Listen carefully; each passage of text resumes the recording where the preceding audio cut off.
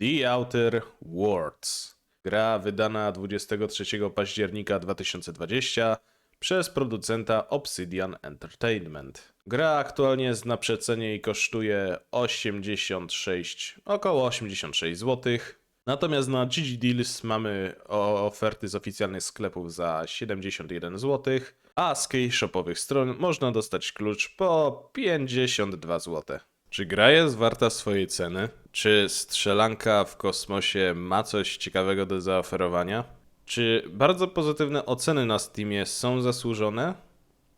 Cóż, zobaczymy. Witam serdecznie, z tej strony Kariot i witam w kolejnym filmie na tym kanale. Kolejne wrażenia, tym razem z gry. Z gry, którą już posiadam, mam zainstalowaną już od dłuższego czasu na Xbox Passie, a raczej dzięki Xbox Pass, i którą odkładałem gdzieś tam sobie w czasie. Miałem do niej 2 albo 3 podejścia i dopiero za trzecim razem udało mi się ją ukończyć. I naprawdę żałuję, że nie zrobiłem tego o wiele wcześniej. Ze względu na to, że gra The Outer Worlds jest naprawdę, ale to naprawdę dobra, ma wiele do zaoferowania, jest naprawdę wciągająca, ma naprawdę fajny klimat, naprawdę ciekawy humorek, więc zacznijmy sobie po kolei, opowiedzmy krótko o tej grze. The Outer Worlds to RPGowa strzelanka w kosmosie, która ma do zaoferowania naprawdę sporo. Zaczynamy jako ocaleniec z tak zwanego statku Nadzieja, gdzie byliśmy zahibernowani przez dłuższy czas i uratował nas pewien szalony naukowiec Phineas. Ocalił nas, pomógł nam i wysłał nas do pewnego człowieka, na którym niefortunnie żeśmy wylądowali, w efekcie czego przejęliśmy w późniejszym etapie, chwilę później, jego statek. Po czym staliśmy się jego kapitanem. Kapitanem statku, który nazywa się Zawodny. Po angielsku, no to zacna pyra, weź tam sprawdź w internecie, jak to się tłumaczy. Zaczynamy sobie jako kapitan właśnie tego statku i zaczynamy eksplorować ten kosmos. Zaczynamy sobie na początku jednej planety, gdzie po pewnym czasie dostajemy naszego pierwszego członka załogi. Maksymalna ilość członków to 6 i są z góry zdefiniowani, kto to będzie, więc nie możemy sobie byle kogo przyłączyć, tylko z etapu na etap będziemy mieli kolejnych członków. Ja sobie i tak najbardziej umiłowałem i najczęściej brałem na misję Parvati oraz Pastora Maxa. I cóż, Pastor Max jest dla mnie najlepszy i najbardziej zabawny. Przemierzając sobie z planetki na planetę i z innych większych statków jak Pionier, kupujemy sobie bronię, zbieramy doświadczenie, ulepszamy naszą postać, zwiedzamy sobie kolejne lokacje, zabijamy potwory, zabijamy bandytów i kwestia tego, że są tu też jakieś wybory moralne, które będą miały wpływ na to, jak się skończy nasza gra. Ja osobiście podążałem taką ścieżką bardziej bohatera, więc raczej byłem tym, który pomagał ludziom i nie ignorował ich problemów i też starałem się właśnie być blisko ze swoją własną załogą. No i generalnie raczej byłem przeciwko Radzie, o ile da się nie być, chociaż nie wiem, no ja wybrałem akurat tą ścieżkę, że raczej byłem kulą u nogi Rady, więc także pomagałem Phineasowi jak tylko mogłem, byłem kompletnie przeciwko Radzie i przemierzałem sobie świat, zabijając wszystko, co się rusza, bo byłem pojebany. Eksplorując ten kosmos mamy sporo misji pobocznych, mamy właśnie nasz wątek główny z różnorakimi wyborami. Mamy tutaj spory arsenał broni, gdzie zaczynamy sobie od jakiejś prostej broni jednoręcznej, jak jakiś mieczyk, później mamy miecze plazmowe, mamy jakieś kosy, mamy jakieś buławy, później mamy pistolety, jakieś coś a la rewolwery, mamy jakieś strzelby, jakieś karabiny maszynowe, coś a la minigany, no sporo tego jest, więc jeśli chodzi o broń możemy sobie nieźle wybierać i mamy aż 4 sloty na bronię, więc można tutaj sobie eksperymentować jak komu wygodnie, jaką bronią będzie chciał walczyć. Dodatkowo naszych sprzymierzeńców, naszych członków załogi też możemy ubrać, w sensie dać im jakąś zbroję i hełm i możemy też dać im jakieś bronie, lecz oni mają zaledwie 2 sloty. Jeden na broni w zwarciu, no i jedną jako no typu pistolet, strzelba i tak dalej, więc mają tylko 2 sloty, więc musimy sobie wybrać. Możemy też dać im jakieś poszczególne rozkazy, czy ustawienia, jak na przykład, czy mają walczyć głównie w zwarciu, czy w odległości i tak dalej, i każdy z nich ma też swoją jakąś uniwersalną umiejętność, jak Parvati, która podbiega i uderza młotem, powodując elektryczny wstrząs, albo Pastor Max, który powoduje dość pojedynczy, ale silny strzał bodajże ze strzelby, więc każdy tutaj z naszych członków załogi ma też jakąś swoją umiejętność specjalną. Ale żeby nie było, my też mamy swoją umiejętność specjalną i jest to spowolnienie czasu. I dodatkowo czasami pokazują nam się komunikaty, że zdarzyło się coś, co wywarło na nas jakiś negatywny wpływ. Przez co na przykład możemy dodać sobie coś takiego jak na przykład strach przed jakimiś robactwami, przed jakimiś robakami, przez co mamy jakieś tam minusy, ale za to dostajemy punkt atutu, który możemy wydać. No coś za coś, tak? Niby mamy jakieś tam mniejsze statystyki, albo na przykład jesteśmy strachliwi, gdy w okolicy są robaki, ale za to dostajemy punkt atutu. No, ja osobiście ani razu nie wybrałem żadnej z tych opcji, więc punktów atutów nie miałem za dużo, ale jakoś mi to nie przeszkadzało. Tak patrząc z tych wszystkich planet, tego całego rejonu, znaczy inaczej.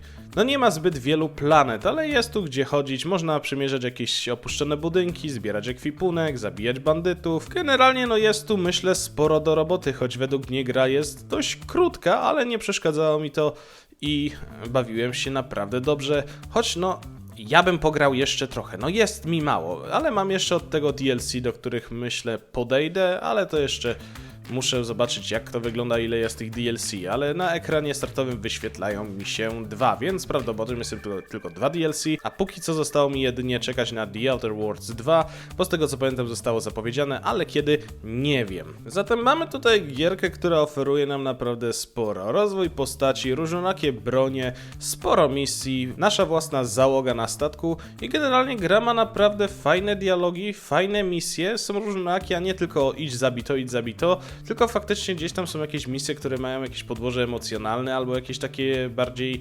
śmieszne, ze względu na to, że raz jakaś babka mówiła, że chciałaby, żebym był jej modelem i musiałem zbierać jakieś tam materiały, aby koniec końców stworzyła jakąś kreację dla mnie, która okazała się, że ma całkiem niezłe statystyki, więc trafiają się też takie zabawne misje. Dialogi też są dość zabawne i ogólnie atmosfera tutaj jest momentami naprawdę humorystyczna, ale są też takie właśnie dość poważne momenty, więc myślę, że jest tu taki balans. Kwestia tego, że przemierzając sobie tu z planety na planetę, widzimy też, że kolonie niektóre ledwo ciągną koniec końcem, mają problem z jedzeniem i tak dalej. No i też możemy momentami tam jakoś pomóc przywódcom, danym rejonom, więc no jest dużo misji, jest dużo do roboty, więc mamy tutaj naprawdę co robić i myślę, że nie można się tu nudzić, bo na każdym kroku jest coś do zrobienia. Tu jakaś misja, tu wybicie, tutaj pomoc, tutaj zostanie czyimś modelem, albo jakaś babka, która myśli, że bieda i ubóstwo ma lepiej niż bogaci i trzeba to ukrócić, także są to też takie smaczki. Przejdźmy do małego podsumowania. Technicznie jest tu naprawdę dobrze, nie widziałem żadnych spadków FPS-ów, gra chodziła mi płynnie, nie widziałem też żadnych bugów, błędów, ani nic takiego, nic mi się nie zdarzyło, więc pod względem technicznym myślę, że jest dobrze, myślę, że jest bardzo dobrze i nie zdarzyły mi się żadne problemy. Jeśli komuś tak, no to okej, no ale mi się żadne bugi, glitche, exploity czy cokolwiek nie zdarzyły. Nie znalazłem żadnych błędów i gra chodziła mi bardzo płynnie, chyba na najwyższych, jeśli się nie mylę. Audio.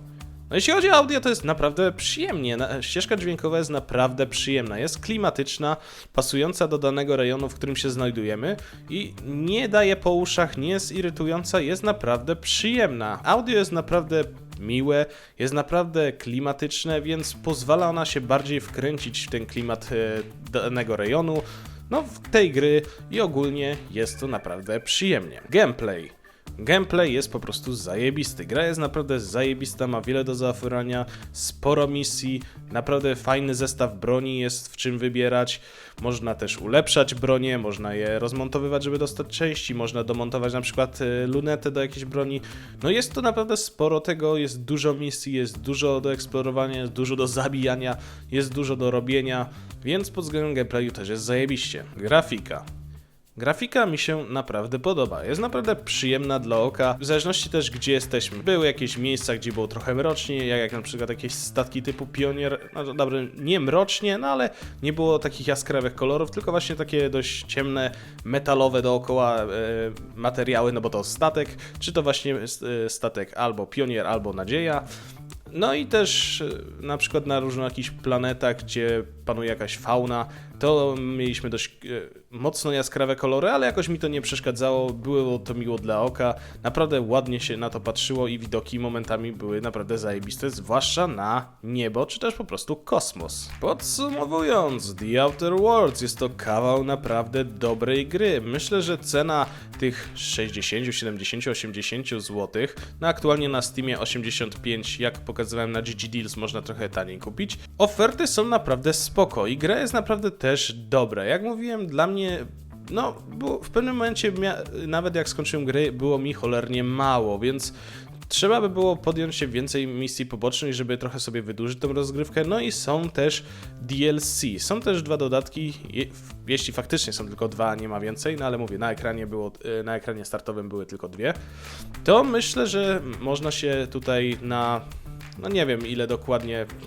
mi ogólnie zajęło ukończenie tej gry z 20-30 godzin, nie jestem pewien teraz dokładnie, ale bawiłem się tu naprawdę, naprawdę dobrze i nie żałuję ani minuty, nie spotkałem żadnych błędów, bawiłem się tu cudownie, większość czasu spędzałem raczej na misjach pobocznych, a to u mnie rzadkie, żebym się brał za misje poboczne, a nie za główny wątek, więc gra mnie zainteresowała, wciągnęła, bawiłem się naprawdę dobrze, tu zabijając, tu pomagając swoim członkom załogi, tutaj starać się uprzykrzyć życie Radzie, czyli tym, którzy rządzą i tak dalej, więc gra ma wiele do zaoferowania, można się tu naprawdę dobrze bawić, można tu, no cóż, spędzić dużo czasu, jeśli faktycznie ktoś lubi eksplorować dokładnie każdy zakamarek, czy szukać jakichś nowych broni, jakichś, nie wiem, ulepszeń, jakichś nowych przeciwników i tak dalej, więc myślę, że gra jest jak najbardziej zajebista. Ja czekam sobie na 2, bo jestem ciekaw, co może zaoferować, bo moja końcówka gry, czy też zakończenie, no, opowiedziało mi wiele, więc jestem ciekaw, jak to się rozwinie i jaki będzie dalszy ciąg historii tych planet, tych ludzi. No jestem generalnie ciekaw, jak historia dalej się potoczyła i naprawdę czekam na część drugą. Także gra jest naprawdę dobra, polecam serdecznie, czy to za oficjalną cenę, czy to trochę zaoszczędzić i kupić. No dobra, może przesadziłem z tą oficjalną ceną, bo oficjalna cena przed przeceną to jest 260 zł, a to jest dla mnie w chuj za dużo, więc warto czekać na jakieś przeceny i wówczas się zaopatrzyć w ten tytuł, albo też po prostu kupić subskrypcję na Xbox, czyli Xbox Pass i cieszyć się tą grą. Także dziękuję za wysłuchanie, dziękuję za poświęcony czas, do zobaczenia, cześć i czołem i życzę miłego grania. No hej, chciałbym Was zaprosić serdecznie do linków znajdujących się w opisie. Przede wszystkim do mojego kanału na Twitchu oraz do mojego serwera na Discordzie. Serdecznie zapraszam i pa!